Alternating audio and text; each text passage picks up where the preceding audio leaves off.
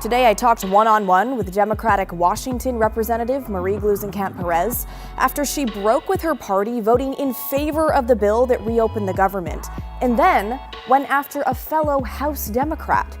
It's our big story tonight. So Representative Marie Gluesenkamp Perez represents Washington's 3rd congressional district, which includes Clark County in southwest Washington, a purple district previously held by a Republican for more than a decade before she was elected 3 years ago. Now, sometimes referred to by her initials on Capitol Hill, MGP has shown a bit of purple in her politics. She was one of 6 Democratic members of Congress to break from the party and vote in favor of the Republican funding bill that ultimately reopened the government after the longest shutdown in U.S. history, ending the stalemate that hinged on health care costs. Today, I talked with her about why, and here's part of that conversation.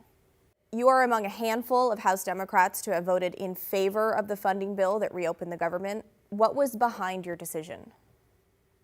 Watching my friends on food benefits struggling to feed their kids. Like it's this is not. It's discouraging to see human suffering confused with political leverage. We can't get so wrapped around the axle on who's winning the shutdown that we lose sight of who's losing, and it's the American people. So we know the sticking point of the shutdown was over health care funding, specifically Affordable Care Act subsidies that are set to expire at the end of this year if Congress doesn't act. Do you see that financial assistance expiring, or do you believe there will be a vote on that as Republicans have promised? What I've heard in discussions with, or with, secondhand about conversations with insurance executives, they're going to raise premiums. And look, like insurance premiums go up 25% every year. That's one of the reasons that I'm hesitant to say that this is the thing that is worth shutting the government down. How do you respond to critics who say by your voting in favor of the bill, you abandon the fight for affordable health care? I was not here to, I don't view my job here as, winning a partisan argument. I view my job as fighting for the long view and the long work of Southwest Washington in its entirety. And that is, I think, a deeper loyalty than to just a partisan ideology. Okay, so we know thousands of federal workers in Southwest Washington lost pay or faced uncertainty during the shutdown. What do you say to those who feel Congress, including your party, use them as political leverage? I opposed the shutdown from the beginning. I think it's bad for national security, for our families. It just does not seem like the tool to pick up. And it concerns me that more and more frequently it feels like an acceptable tool to use to just burn things down. Do you feel like you could have done more to maybe prevent this shutdown or reopen the government sooner?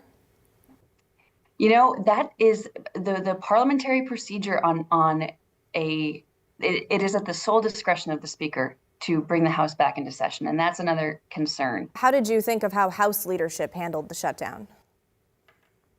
I have concerns. I think that taking your ball and going home, I think an overemphasis on the political popularity and the polling and the idea of who's to blame. Well, sure, you can do some tricks to try and make sure the other guy is carrying the blame, but ultimately, who's suffering and at whose expense? What consequences should members of Congress face when government closures disrupt millions of lives? Yeah, I'm on legislation that would say that members of Congress don't get paid. We have a penalization for not for a shutdown. I myself did not get paid during the shutdown. So Representative Gluesenkamp Perez has found herself in the middle of yet another controversy in Congress, though you could argue this one was self-inflicted. On the day the government reopened, she took to the House floor to call for a formal reprimand of a fellow Democrat. She accused Representative Chuy Garcia of Illinois of coordinating his retirement to ensure his own chief of staff would be in line to win his congressional seat next year. She called the move election subversion. Let's listen. Representative Garcia's actions are beneath the dignity of his office and incompatible with the spirit of the Constitution. Now, therefore,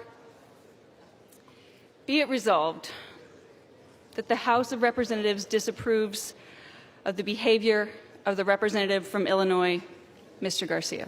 I want to ask you about your recent aim at a fellow Democrat that's causing some waves in D.C. So the same day as the shutdown, you announced on the House floor that you intend to force a vote to condemn Representative Garcia of Illinois. You've accused him of, quote, undermining the process of a free and fair election. Can you walk us through what happened and why you responded the way you did? Yeah, so the current incumbent of a deep blue seat that is in Chicago, 3 days before the filing deadline, after he himself had filed and was the only Democrat in a deep blue primary election, helped collect almost 3,000 signatures for his chief of staff to also file.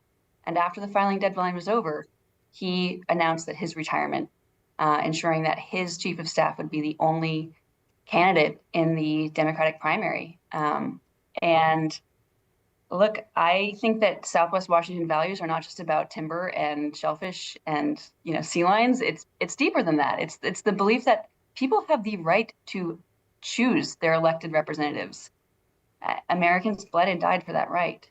And so that was the first day that we've been back in session following these shenanigans, and I felt a duty to be forthright. I will say a Democrat going after another Democrat has become more rare in these partisan times. What has the reaction been like to this move?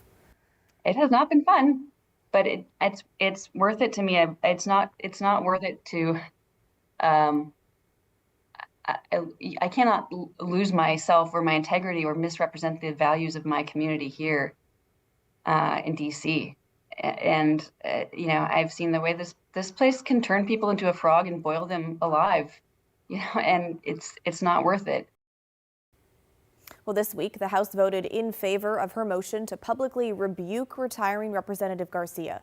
It's more of a symbolic move with little actual consequences, apart from a sort of tarnish on the end of his 6+ years in Congress. But rare, as we mentioned, for a Democrat to make those kinds of waves within their own party. Okay, now it's your turn to weigh in. What do you think of the representative breaking party lines, voting in favor of the bill that reopened the government? And what do you think about her effort against a fellow Democrat? Email us at thestory@kgw.com or call and leave us a voicemail, 503-226-5090.